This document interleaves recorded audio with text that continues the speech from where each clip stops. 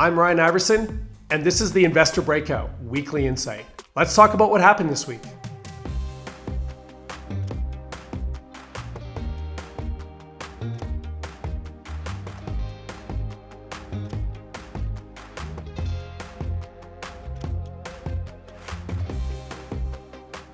Day 35 of the Trump Republican shutdown has now come and gone, and the impact is now hitting the Federal Reserve hard.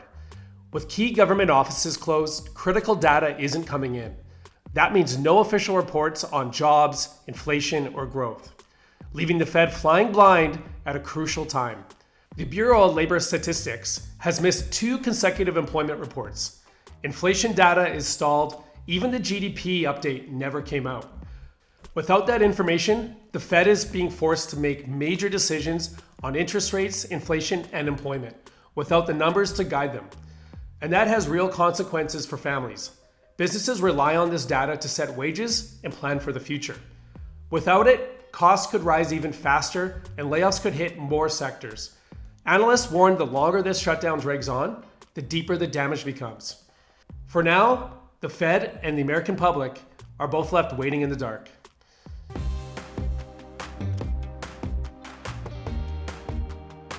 Both the Bank of Canada and the US Federal Reserve cut interest rates again in October, each by a quarter point, as policymakers continue to battle uncertainty in trade, growth, and inflation. That brings Canada's policy rate down to 2.25%, and the US federal funds rate down to 3.75%. In Ottawa, the Bank of Canada signaled it's likely done cutting for the year.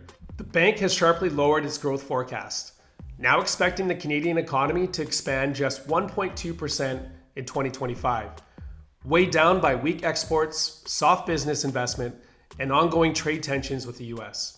South of the border, the Fed delivered back-to-back rate cuts, noting slower job gains and sticky inflation. The decision wasn't unanimous, and the Fed also announced it's ending its balance sheet reduction program in December, a move expected to ease funding pressures.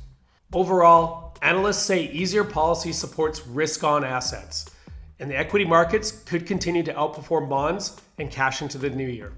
Both central banks deliver their next decisions on December 10th, the last of 2025. With rates shifting and forecasts changing, don't miss a beat. Follow along online and subscribe to the Investor Breakout newsletter.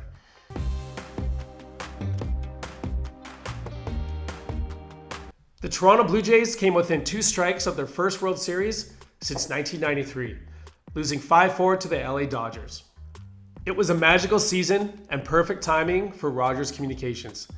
The company owns the Blue Jays and has been building sports into a third growth pillar alongside wireless and cable. Rogers bought 80% of the Blue Jays at a $140 million valuation in 2000, and it bought the other 20% 4 years later. Rogers' sports portfolio also includes a 75% stake in Maple Leaf Sports and Entertainment, which owns the Raptors, Maple Leafs, and Toronto FC, as well as Canada's largest sports network, Sportsnet.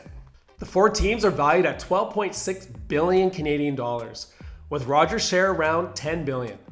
This year, the Blue Jays increased their payroll to $242 million, including a 14-year, $500 million deal for their star player, Vladimir Guerrero Jr.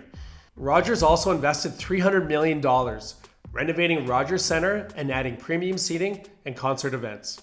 The team's run is enhancing the brand and unlocking value across Rogers' sports and media empire. Markets move fast, and every headline counts. Follow Investor Breakout for the insights that give you an edge. I'm Ryan Iverson, and we'll see you next week.